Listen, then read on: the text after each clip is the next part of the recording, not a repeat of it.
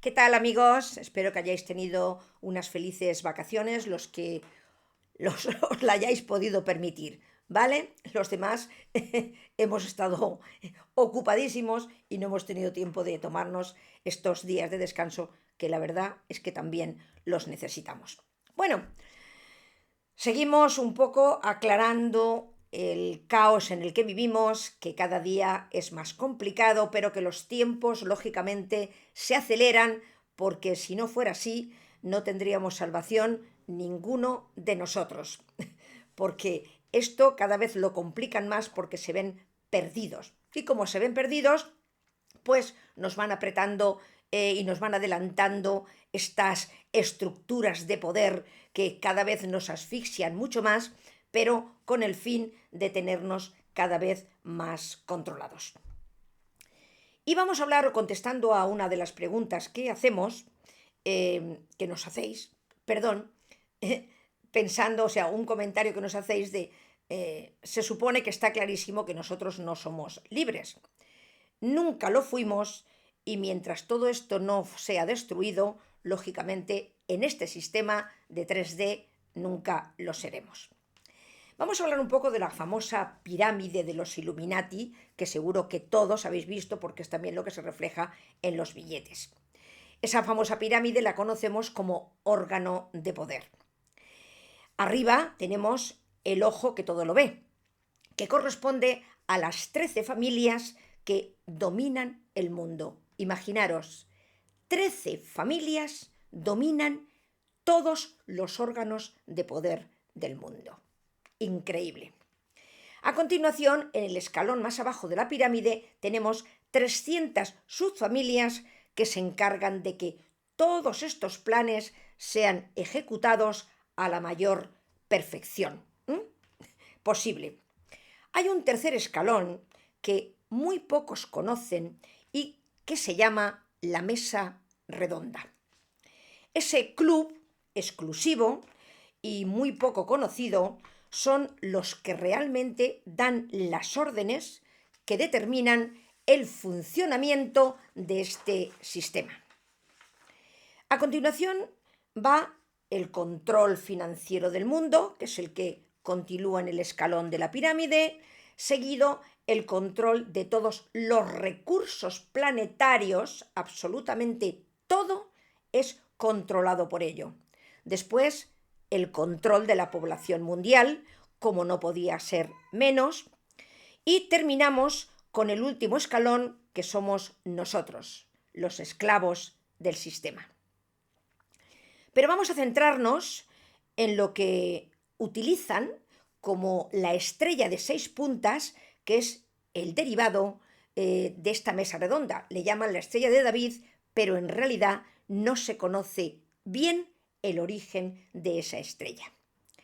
La sociedad secreta Mesa Redonda fue creada en el siglo XIX por Cecil John Rose, un agente de la familia Rothschild, claro, naturalmente, quien trabajó, imaginaros, para conseguir el control total de Sudamérica y todos sus recursos, aprovechando la ignorancia de ese país en el nombre de los Rothschild.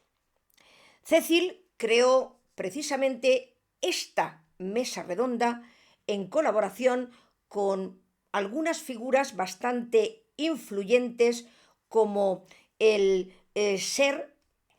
Lord Esser, que era asesor de la reina Victoria, Eduardo VII y después Jorge V, pesos muy pesados en el poder global de la época. La idea central que tenía esta mesa redonda es ordenar la parte más alta de la pirámide, es decir, las 300 familias y las 13 que dominan el mundo. Y para eso era necesario enlazar Estados Unidos con Gran Bretaña. Por eso se dice que Estados Unidos es una extensión de los sangre azul del viejo continente. Cuando realmente son los que llegan a imponer el poder en el mundo es cuando llega el escalón de esa mesa redonda. Y ponemos un ejemplo.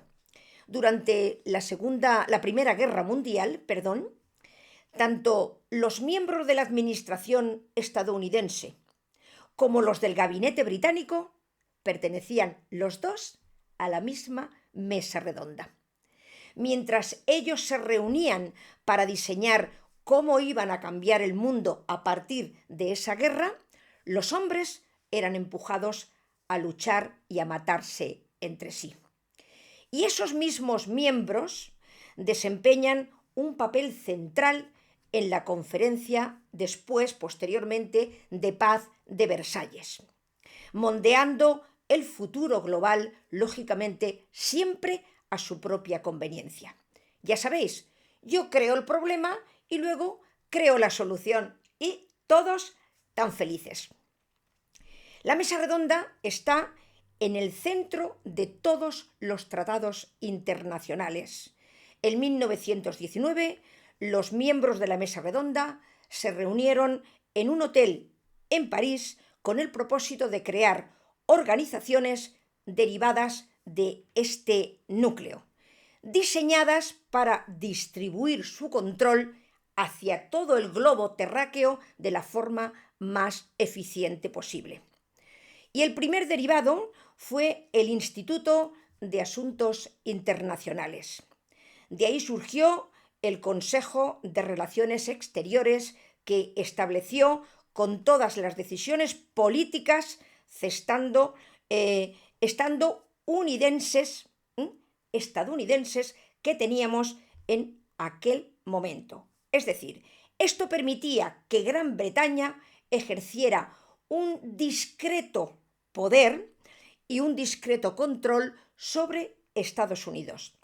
Sepáis que desde 1921 todos los presidentes de Estados Unidos, tanto de izquierdas como de derechas, acatan el mandato de la mesa redonda. En 1945 surgió la ONU, una fachada para ejecutar los planes internacionales muy maquillados con toda la estrategia de ser más sutiles a las masas y que se viera menos. En 1954 se creó el famoso Club Bilderberg, que ya todos conocemos, y después se creó el Club de Roma, el gran impulsador de esta famosa agenda que tenemos ahora en la actualidad, 2030, y que hoy se utiliza como herramienta clave para imponer los últimos controles que volverán esclavos a la humanidad. Y por último, se creó la Comisión Trilateral, fundada por, lógicamente, David Rockefeller, y con este punto ya tenemos a las figuras más importantes de la política, del ejército, de la banca, de los negocios, sin olvidar, por supuesto, la religión. Todos estos coordinan sus ideas, las ideas que lógicamente marcan nuestro futuro, con sus organizaciones políticas, educativas, económicas, sus medios de comunicación y entretenimiento, porque no olvidemos que todos estos medios de entretenimiento que nos están dando son ni más ni menos para implantar sus ideas y convertirlas en costumbres. Simplemente el relato que ellos nos dicen es lo que nosotros ya terminamos aceptando como la normalidad o como normalidad, algo así. Por estas causas, los niños que están naciendo aquí, ahora, en la Tierra, no son niños como nosotros. Ellos, su ADN, lógicamente, es muchísimo más completo y traen ya las 12 hebras conectadas. Por eso las élites tienen tanta prisa en ponerle cositas desde bien pequeñitos para obstaculizar el hecho de que ellos despierten, terminen de despertar y de controlar, porque si no serían niños que en ningún momento podrían ejercer ningún poder sobre ellos.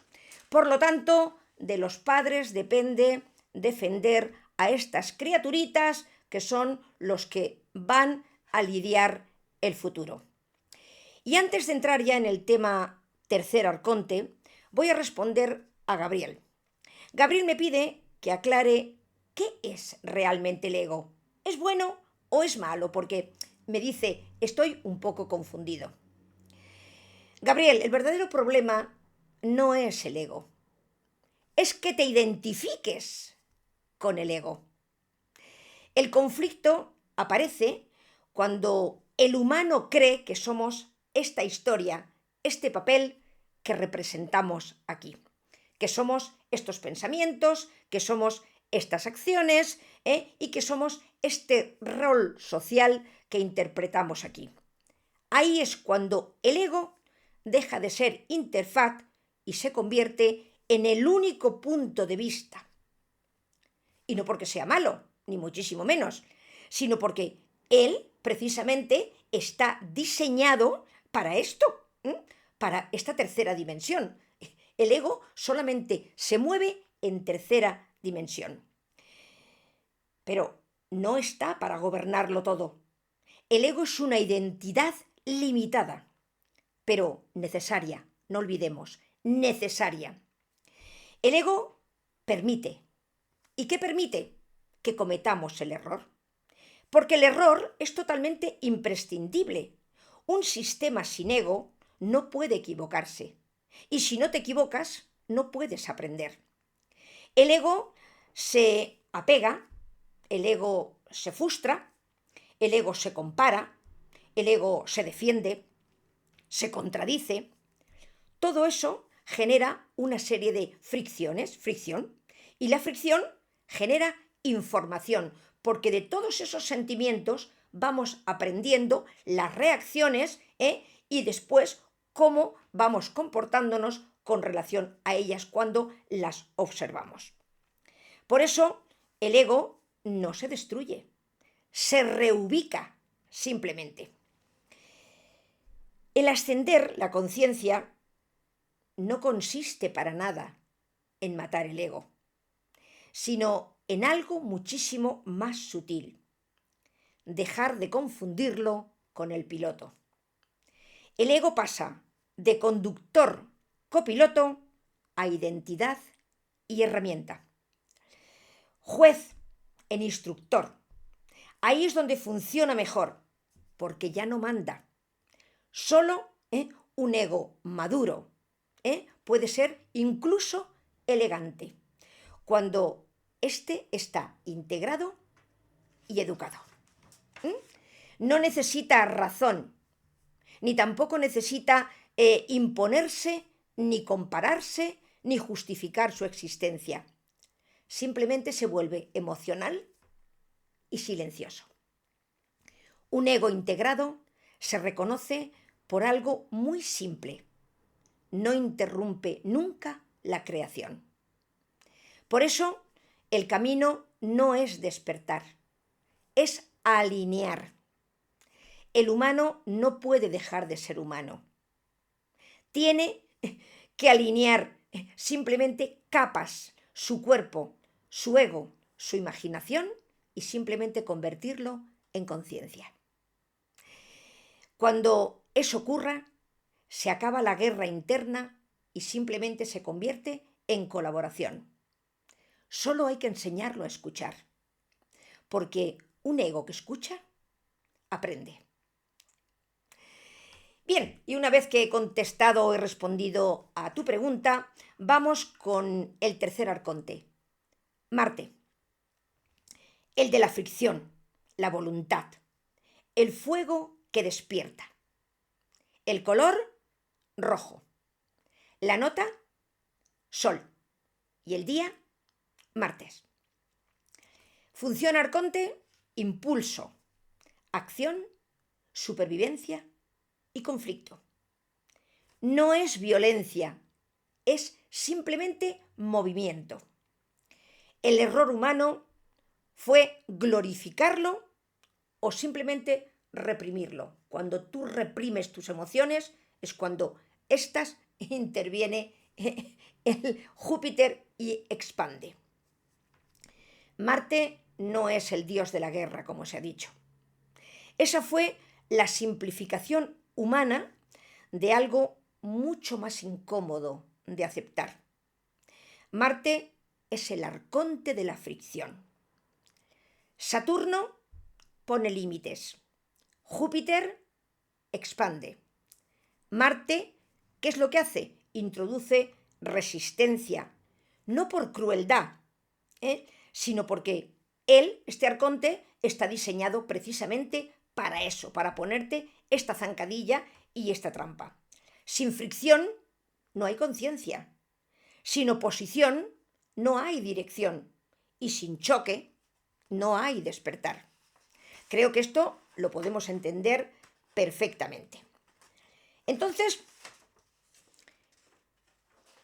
sepamos que estamos aquí en el simulador Tierra, y este no podría existir si no estuviera Marte. Marte no crea violencia, revela donde ya la hay, donde tú vas guardando un rencor, una rabia, y entonces Marte es cuando entra para que tú revientes. Su función no es atacar, sino poner a prueba cuál es tu coherencia interna, cómo vas a controlar esa rabia que de alguna manera te está consumiendo. Cuando está intentando afirmarse en el mundo, Marte te pregunta sin palabras: ¿esto que deseas lo vas a sostener cuando realmente sientas un dolor intenso? Marte rige la voluntad, la acción, la decisión irreversible, el momento donde ya no podemos mirar hacia ningún otro lado, solamente tenemos esa dirección, donde el pensamiento ya deja de ser seguro, donde dudamos de todo, donde no sabemos exactamente dónde recurrir y qué decisión tomar. El humano proyectó en Marte sus propias sombras, sus propias guerras, su propia dominación, su propia agresividad y su propia conquista. Pero Marte no busca destruir, estamos equivocados. Busca forzar, que te definas, o blanco o negro, o me voy por el camino de la izquierda o me voy por la derecha. Cuando una conciencia está en forma ambigua, es decir, cuando estamos en stand-by, bueno, bien, vivo cada día, pero no hago nada extraordinario, pues bien, ni un sitio ni otro, me da igual lo que digan estos, lo que digan aquellos, ni me molestan estos, ni me molestan aquellos. O sea, estás en un plan que no te decides por ningún lado. Entonces, Marte llega, y lo que hace es que provoca crisis y discusiones, rupturas, enfermedades inflamatorias y unos conflictos externos que te obligan a posicionarte. No me da igual una cosa que la otra, tengo que definirme por esta, está claro. No lo hace por castigo, sino porque estar entre dos aguas es totalmente incompatible para la evolución. Por eso muchas personas mueren antes, lo he explicado en otros vídeos. Mueren antes porque cuando se termina el propósito del alma, automáticamente te quedas ya sin nada por lo que luchar para evolucionar. Entonces, lógicamente, tu cuerpo enferma y acaba marchándote de aquí. Ahora, para explicar un poco todo esto, voy a hablar de la reencarnación que tuvo Metratón con relación a este arconte, a Marte. Y dice así: para que otros crezcan sin depender de nadie. O sea, por ti mismo. Y se titula esta reencarnación El soldado joven. El soldado que descubrió que la guerra también piensa. Y nos vamos a trasladar a la frontera del Rin, al Imperio Romano tardío, en el año 276 después de Cristo. Este joven no sabía por qué luchaba, pero sí sabía cómo tenía que hacerlo. Eso era suficiente para el imperio. Su nombre era Barro. Tenía 19 años. Campesino reclutado, lógicamente por el ejército. Él no soñaba con gloria, simplemente soñaba con volver vivo a su casa. La maquinaria roja. El enemigo cambiaba de nombre cada estación. Bien fueran hermanos, rebeldes, traidores, bárbaros, ¿qué más daba? El entrenamiento era igual para todos. Marchar, obedecer y golpear antes que pensar. Esas eran las órdenes. Marte no pedía odio, pedía impulso. Barro pronto descubrió algo inquietante. En el combate, su mente se apagaba y eso le hacía que se sintiera bien, porque había un silencio interior y una claridad. O sea, su adicción en el combate empezaba a ser invisible, pero se sentía interiormente. La guerra no lo traumatizó al principio, lo que hizo fue que lo ordenó. Dormía mejor después de una batalla y sentía que tenía un propósito, ir a por el enemigo, que era lo que él le habían enseñado. Ahí está Marte, la violencia como simplificación de la conciencia. Así es cuando todo se reduce, avanzar o morir. No había más decisión que tomar. La campaña del invierno fue realmente dura y absurda. El castigo político, disfrazado de una gran estrategia, como siempre, era fuertísimo para los soldados que estaban, para los del ejército, para los romanos. Avanzaban sin suministros. El enemigo apenas resistía. El frío mataba mucho más que las lanzas. Y una noche, Barro recibió la orden de ejecutar a un prisionero herido. Un joven desarmado, temblando, y en ese momento algo falló.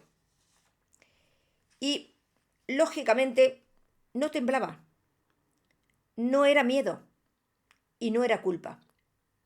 Simplemente en ese segundo entendió que la guerra no era el problema. El problema era lo bien que funcionaba. El soldado que dejó de serlo. Barro desobedeció la orden. No huyó, no atacó, simplemente bajó su arma. Lo encarcelaron, lo golpearon, lo llamaron traidor, pero él ya no era el mismo. Ya no estaba allí, su alma ya no estaba allí del todo. Había visto el núcleo de Marte, no el dios de la guerra, sino el algoritmo del conflicto, el fuego integrado. Barro sobrevivió, fue liberado años después. Físicamente estaba roto, pero estaba intacto por dentro. Nunca volvió a luchar, pero tampoco se volvió un pacifista ingenuo. Entendió algo mucho mejor. El conflicto no se elimina, se canaliza. Se convirtió en herrero. Transformaba hierro en herramientas, en espadas y en arados. Marte no desapareció, simplemente cambió su forma. Marte como arconte no es maldad, es energía sin ningún tipo de dirección. La agresión, la competencia, el impulso de defender una identidad que lógicamente aquí no tenemos. Marte aparece cuando el sistema necesita un movimiento rápido, pero sin conciencia se convierte en guerra eterna y además interminable. Eso pasa en las familias, cuando muchas veces se enfrentan, cuando dos discuten y cada uno, sin escuchar al otro, defiende su propio criterio, cuando uno tiene esas ideas. Esto está pasando ahora precisamente con izquierdas y con derechas, que son todos los mismos, pero ellos lo que pretenden es que nos matemos por defender a unos y a otros, y lógicamente se convierte en un conflicto interminable. Por eso Marte está entre Venus y Júpiter. Es deseo, acción y expansión. Todo esto que os estamos contando del despertar, o mejor dicho, del recordar, porque en realidad lo que estamos haciendo es recordando, nosotros hemos empezado a saberlo hace muy poco, porque desde que entramos en estos últimos tiempos, pero las élites gobernantes lo saben de siempre, de toda la vida. Y os voy a contar una anécdota que os va a hacer pensar. La CIA sabe perfectamente que nosotros somos un avatar atrapado en un simulador y en un juego. Existe un informe de 1983 donde, lógicamente, lo prueba. Este informe se llama el proceso Gateway. ¿Y de qué se trata este documento? Pues es simplemente inteligencia militar, ya que describe cómo el ejército entrenaba a sus hombres para abandonar el cuerpo físico y viajar por otras dimensiones y por otros lugares a nivel astral. Lógicamente, ellos visitaban archivos que no se podían ver, por ejemplo, los archivos del Vaticano, ya que físicamente no se podía entrar en lugares que están estrictamente prohibidos, y ellos, a nivel astral, podían llegar a ver esos documentos. En redes sociales seguro que todos vosotros habéis oído hablar de Arlequín, que es otro compañero nuestro, y que lógicamente él se dedicaba a eso. Él fue entrenado precisamente por la CIA para realizar viajes astrales, y ese fue su trabajo y su cometido también.